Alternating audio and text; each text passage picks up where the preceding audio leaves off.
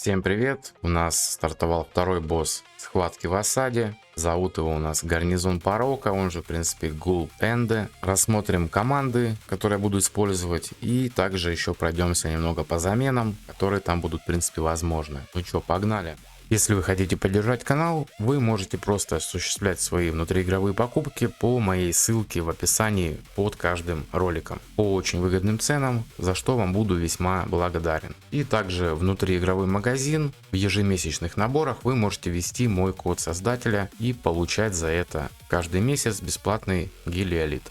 Начнем с команды Ауры. Тут я использую в качестве саппорта Лину, но также в идеале зайдет еще и Ардред. Там особо разницы не будет, потому что то Ардред будет в принципе почищать иногда, что Лина. Но суть в том, что в основном герой просто стоит в стане. Собираем мы их в любом случае в сопротивление. Стан мы будем ловить в любом случае. Что бы ни произошло, все равно мы будем стоять в стане. Единственное, почему здесь сопротивление, это чтобы он именно не сжирал нам полоску навыка. То есть это единственное, что нам дает сопра. Но если мы будем без сопры играть, то этот герой просто умрет и все. То есть заливаться он, да, заливается, но хотя бы не режет просто полоску. Чистить тут у нас будет в принципе Анелизис. Так, кстати, почему расстановка у меня именно такая? Потому что на Дианте у меня сет кукольника, и на Линкосе получается раздача атаки и урон вокруг себя. То есть я не могу на Дианту поставить тоже на раздачу атаки, потому что, блин, нам нужно поставить эту шмотку. То есть у нас слоты заняты, тут у нас цельный сет, соответственно, она у нас в разломе. Да, кстати, по талантам я их не менял еще со слияния, поэтому можете, в принципе, поменять эти таланты на более другие. Так сделаем. Давайте тоже так же поставим. Все ништяк. Так, вот это тоже я под кризис брал, вот поэтому тоже можно поменять. Пусть будет, допустим, так. Я не особо любитель играть аурой, я больше по неустрашимости. Соответственно, у меня снаряжение тоже, я сегодня кое-какую броньку смог урвать на УЗшку, более-менее нормально. То есть весь крафт у меня был под неустрашимых, то есть верха там и так далее. Вот, поэтому прям много я ауры не набиваю. Тайминги я здесь использую вот такие, цикл 17.1, потому что 17 когда ставишь, что-то там как-то начинают подсъезжать немножко. 17.1 прям в идеале. Да, у нас тут Лина заливает, но так как она через раз ходит, поэтому мы на нее вообще не рассчитываем. Она у нас просто мясо, так сказать. Поэтому ставим все, что именно у нас свое, так сказать. То есть у меня ускорения нету на Таресе, соответственно, цикл 20, но кукольник плюс глобальный баф, уходит где-то 17.1 в итоге. Вот, соответственно, тайминг вот такой. Ну и по расстановке я уже сказал, что Линкос получается у нас бафает двоих. Не получится сделать так, чтобы с двух сторон бафала у нас там и Дианта, допустим, и Линкос нашу Таресию. Поэтому Линкос бафает двоих. Анелизис у нас точность тут уже не обязательно. Просто на щиты, короче, идет, ее все равно никто не трогает. Вот поэтому как-то вот так. А Дианту тоже показал. Соответственно, точность, транскрита, крит урон и разлом с кукольником, соответственно. Так, и еще раз Таресия. То есть характеристики у меня вот такие. То есть те, кто, в принципе, играет на воронке через ауру, кто крафтил шмотки под ауру, соответственно, статы у вас намного лучше, соответственно, и урона нанесете больше. Расстановка тоже такая, то есть герой, который у нас будет получать вот эту пассивку и прием урона на себя осуществлять, то просто ставим вперед, сюда в угол куда-нибудь ставим и все. И давайте посмотрим, сколько же получится нанести. В принципе, 5,5 меня такой урон устраивает. Наверное, даже сохраним сразу. Следующая команда — это у нас Ледяной Взрыв. Взял просто прошлую команду, которая у нас была, но там мы играли немножко через сопру. Вот тут это вообще не обязательно, я просто даже не стал менять Виньяру, все оставил как было. Это тут не принципиально, есть сопра, да есть, как бы ничего страшного. Также оставляем пета, играем через порезку. Все, Виньяра на себя свои щитки кидает, ей этого хватает, чтобы в принципе выживать. И еще изменение, которое я сделал, я таланты на отхил просто у всех убрал. Все, нам здесь отхил не нужен. И поставил все таланты, которые нам немножко поднимут урон. Тут у нас на сокращение боевого, соответственно, у Шины также, у Совы.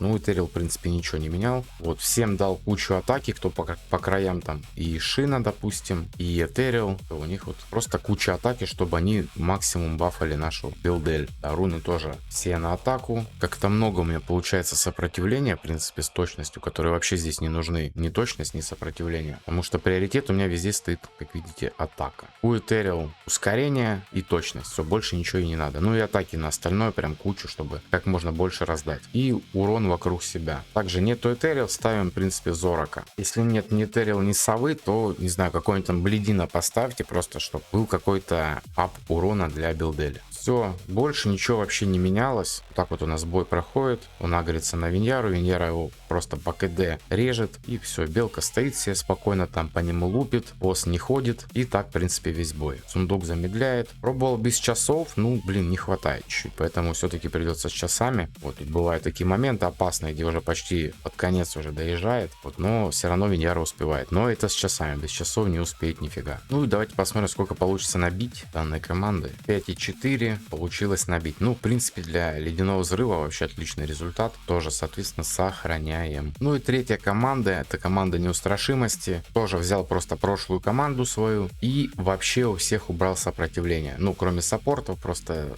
Ну, не хочу что-то лезть, там, менять. То есть, если с нуля собираете, то да, сопра не нужна. Если вторая команда, то можете даже сюда и не лезть. Просто с дэмэдж дилеров снимаете сопротивление и одеваете в обычные шмотки свои, которые именно на урон. То вот такая вот суть. Танчит маштур, то есть на него кинется метка. Если нет маштура, в принципе, ставим просто любого героя, который может подхиливаться. Все, что нам нужно, это просто подхил. Можно вообще рейту поставить. Сейчас посмотрим, кто у нас по связи здесь подходит. Тут суть в том, что дар будет просто резать полоску, и босс не будет вообще ходить. Поэтому нам нужно лишь хилиться просто от этой метки. То есть по факту подойдет, ну, к примеру, Огак, Рейта, какой-нибудь Ирмуш, может даже Калавера зайти, почему нет. Можно вообще Натаниэля поставить. Там урон, в принципе, не такой большой, тикающий. Вот поэтому что угодно ставим, просто того, кто будет именно принимать вот эту тычку на себя. Возможно, даже Натан нормально зайдет, потому что будет еще урон напать за счет щитов. Поэтому, ну, в принципе, нормально. Так как босс ходить, в принципе, не будет. Все, тут у нас просто на щиты все. Тут куча ускорения, ракушка, вот эта шмотка на урон вокруг себя. Поэтому у меня расстановка именно такая, чтобы наши дэмэдж-дилеры прыгнули и до них доставал именно сет от глубинного дара. Все остальные просто в урон. Тут урон, тут кукольник и раздача атаки, точность атака на кульвиде. Ну и Настя тоже чисто в урон. Тайминги использую вот такие. Поставил 17,2. Можно, в принципе, 17,1 сделать. Вот все, пусть будет 17,1 на всех. Цикл у нас получается Настя, Куля и Женя сходу. Можно даже чуть-чуть, наверное, подсдвинуть. Да, пусть будет так. Это с прошлого босса тоже у него тайминги стояли. Там он мог немножко полоску порезать, поэтому я делал небольшое окно. Тут уже это не обязательно, пусть будет так. Настя, Куля и, соответственно, Гуинавивер с Маштуром. Все, вот такой у нас пусть будет тайминг. Расстановка тоже, смотрите, как у нас происходит.